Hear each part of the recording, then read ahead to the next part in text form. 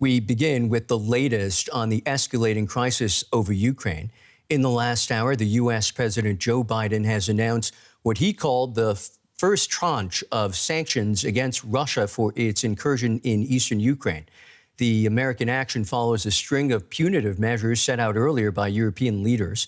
Biden says the sanctions will target Russian banks and oligarchs and Moscow's access to Western financing. So today, I'm announcing the first tranche of sanctions to impose costs on Russia in response to their actions yesterday. These have been closely coordinated with our allies and partners and will continue to escalate sanctions if Russia escalates. We're implementing full blocking sanctions on two large Russian financial institutions, VEB and their military bank. We're implementing comprehensive sanctions on Russian sovereign debt. That means we've cut off Russia's government from Western financing. It can no longer raise money from the West and cannot trade in its new debt on our markets or European markets either. Starting tomorrow and continuing in the days ahead, we'll also impose sanctions on Russia's elites and their family members. They share in the corrupt gains of the Kremlin policies and should share in the pain as well. And because of Russia's actions, we've worked with Germany to ensure Nord Stream 2 will not, as I promised, will not move forward. DW correspondent Oliver Salat joins me now from Washington. Oliver, what do we make of the U.S. president's response? Well, a very strong condemnation, Michael. He called Vladimir Putin's actions a flagrant violation of international law and referred to his speech that we heard just yesterday, saying that he believes that Putin would go much further, that we might see a major military attack on all of Ukraine. And he also questioned the Ukrainian right to even exist. So therefore, what President Biden in the last days and weeks announced, that there will be sanctions following Russian troops crossing into Ukraine and invading Ukraine. This is what we heard here today. And some of them are blocking two Russian financial institutions, cutting off Russia from the debt market so they cannot refinance their sovereign debt. And then also targeting Russian elites, families, and this is actually the first time that President Biden spoke about the oligarchs and their connection to Vladimir Putin.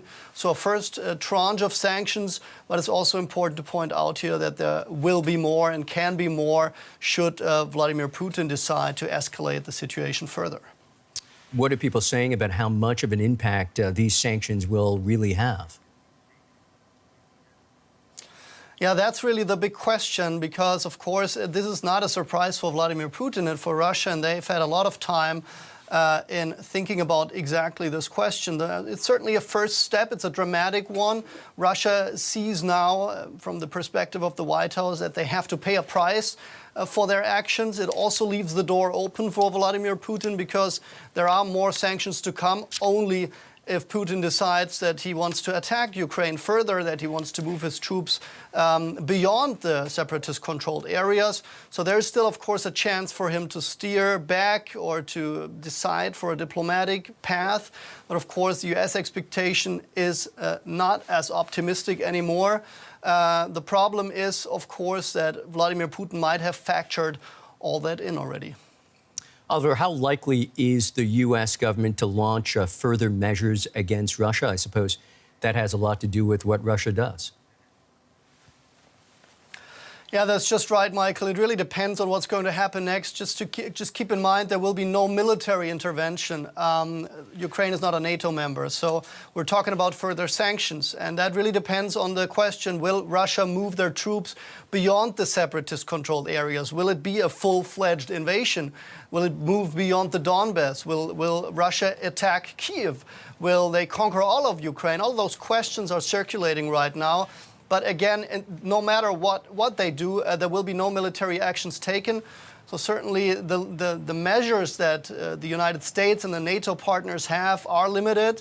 The concern is then also that Belarus might be integrated into the Russian Federation and that there are even further and stronger implications in the months and perhaps years to follow.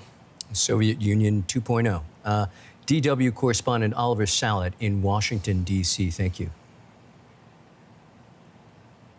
Earlier, Vladimir Putin raised the stakes, saying he now recognizes the entire territory of two breakaway republics in eastern Ukraine as independent. The Russian president made the announcement a day after recognizing the Donetsk and Luhansk People's Republics as independent states. The latest move could herald a Russian push further into eastern Ukraine, across the current front line into territory currently held by Ukrainian forces. Here's what Vladimir Putin had to say. We recognize the Donetsk and Luhansk People's Republics, which means we recognized all their founding documents, including the Constitution. And the Constitution defines the borders of the Donetsk and Luhansk regions at the time when they were part of Ukraine. But we hope, and I emphasize this, that all the contentious issues will be resolved in negotiations between the authorities in Kiev and the leaders of these republics. Unfortunately, at this stage, we understand that this is not possible because hostilities are continuing there and could intensify. DW correspondent Matthias Berlinger is in Kramatorsk in eastern Ukraine. Matthias, explain to us the significance of this latest announcement by the Russian president. This, of course, raises the stakes and it makes a Russian incursion much more probable than if he had contented himself to the actual borders of these controlled territories, these separatist-controlled territories. These self-proclaimed republics control about a fourth to a third of the territory of these two districts of Ukraine, including both capitals, district capitals, and some areas around. But vast parts of these districts are under Ukrainian government control, and he now makes claims to these territories. This makes, of course, a military action to gain control of these territories more probable. There has been some confusion about this yesterday. However, this is not unexpected, and as we heard yesterday, that Putin basically claims the whole of Ukraine as part of Russia. How are people taking this where you are in the Donetsk region? We've seen in this region an escalation of violence during the past 5 days in the lead up to this decision. Mostly what we've seen is shelling from the separatist side onto villages controlled by the Ukrainian army and also onto military posts, but a lot of civilian villages as well. So people here are, of course, scared of an escalation, have been scared of an escalation for some time. This, of course, makes it even more probable that this escalation will really come, and it will happen here in this area. Today I went to one of these villages, and the people there have been basically sitting in their basement for 5 days now. They're really scared of what's happening. Many people are escaping. Right now, people mostly are escaping from the front line, from these villages that are being shelled. But of course, all over the place, and here in the city that's 70 kilometers from the line, fear is growing. Fear, scared, and also no doubt looking to see how their government is reacting. Can you tell us how the Ukrainian government is responding to the threat from Russia? Up until now, the Ukrainian government has been very measured, very restrained. They have, of course, said that this does not make sense to them, that these territories are Ukrainian by international law, and that they will not cede these territories. But they are also trying not to contribute to the escalation. The Kremlin, these shellings, according to the assessment of the Ukrainian government, these shellings had the purpose of luring Ukraine into a response that might then be used as the pretext for an incursion. Ukraine is trying to avoid this, but of course, if the attacks from the separatist side and the Russian army that is now stationed there will increase, the Ukrainian army that is stationed all along this line will somehow react. Matthias Berlinger in Kramatorsk, many thanks. DW has been speaking with people on the streets of Kyiv to get their reactions to this latest Russian move. We're really afraid about our democracy, about our country, about our freedom. We really hope that Russia will be stopped. But regarding all situation, we think that lots of restrictions should be done before it's all completed.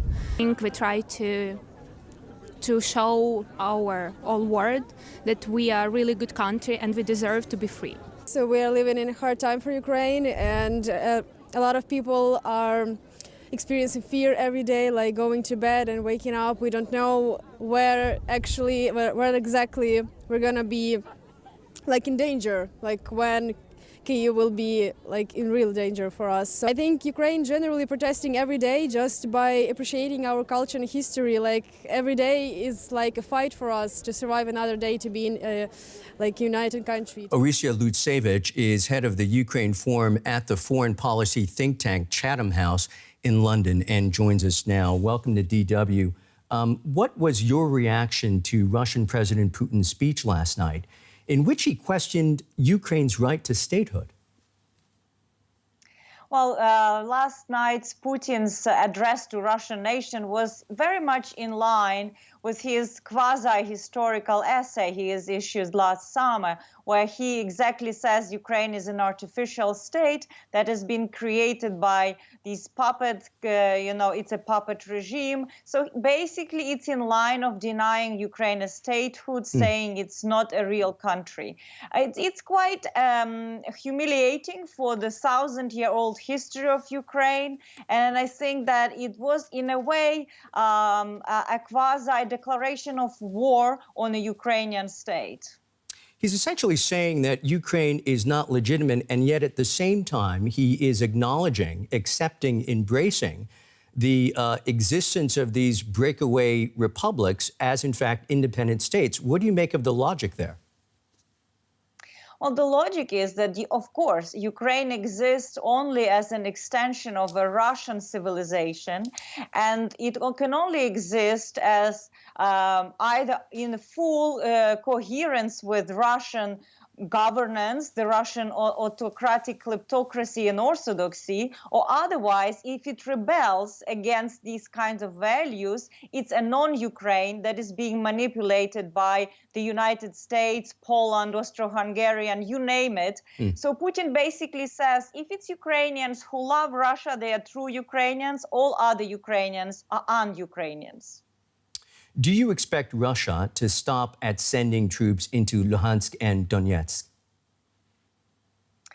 Honestly, I think Russia keeps full deployment around Ukraine's border. It has made new crossing into Ukrainian territory from the east, of course, unobstructed because the border is being controlled by Russia at that point. But I imagine that the deployment will continue, and we may see that Russian troops will move into a closer proximity to existing line of conflict between right now currently guarded by the proxy groups and Ukrainian armed forces. I want to make sure I understand what you're saying. Are you saying that regardless of how this unravels over the next coming days or weeks, that you see a sort of a permanent deployment of Russian troops in Ukraine? Well, absolutely. They are already preparing to build military bases, and this is signed in this agreement of treaty with these quasi-republics that will permit Russia to permanently station its troops, similar to what we see already happening in Belarus. And today we hear Russians are not retreating from Belarus, and they continue to threaten the capital of Ukraine from the north. Anuonce from Chatham House in London. Really appreciate your time and your perspective. NATO has condemned the escalation of the crisis over Ukraine and Russia's recognition of two breakaway regions as independent states. The alliance's Secretary General, Jens Stoltenberg, has described it as the most dangerous moment in a generation. He said Russia has not stopped planning for a full-scale invasion of Ukraine and warned against ongoing provocations in the east of the country. Stoltenberg added that NATO would continue to provide Ukraine with strong political support. This is a crisis created by Russia alone. We commend Ukraine for its restraint in not responding to Russia's repeated provocations. We stand in solidarity with the Ukrainian people and its government. Allies are united in their full support for Ukraine's sovereignty and territorial integrity within its internationally recognized borders. The 27 European Union member states have unanimously agreed on an initial set of sanctions targeting Russia. The EU's Foreign Affairs Chief, Josep Borrell, says the measures will affect members of parliament and other individuals involved in deploying troops, and that the package will hurt Russia. The grave violations Russia is committing will not go unanswered. They are not going unanswered. We are strongly united in this front, and we will raise the level of sanctions substantially according with the Russian behavior, because many question marks are pending on these critical moments. Russia's escalation of the crisis over Ukraine has brought a flood of condemnation from Western leaders. President Putin's decision to recognize two breakaway regions of eastern Ukraine as independent states has also prompted punitive sanctions. The toughest at this stage is likely to be Germany's decision to halt the key Nord Stream 2 gas pipeline project. This has been built to bring Russian gas to Europe, but still needs the go-ahead from German regulators, which Chancellor Olaf Scholz now says has been suspended indefinitely. German Chancellor Scholz on his way to announcing a key foreign policy decision to halt the highly controversial Nord Stream 2 pipeline in response to Russia's recognition of two separatist regions in Ukraine. The situation today is fundamentally different, and therefore, in view of the latest developments, we have to reassess the situation also with regard to Nord Stream 2. Nord Stream 2 aimed to transport Russian gas directly to Germany under the Baltic Sea. Its construction was finished last year and was pending regulatory approval. For a long time, both Russian and German leaders, including Scholz in the past, had defended the project, but it had plenty of very vocal enemies. Ukraine as a start because it undercuts its own pipelines, but also the US and various EU countries concerned it would give Russia too much power and leave Europe vulnerable. Those countries welcomed Tuesday's decision, with Ukraine's foreign minister calling it morally, politically and practically correct. Big words of support towards the German Chancellor, who had previously been criticized for being too vague on the Nord Stream 2 pipeline.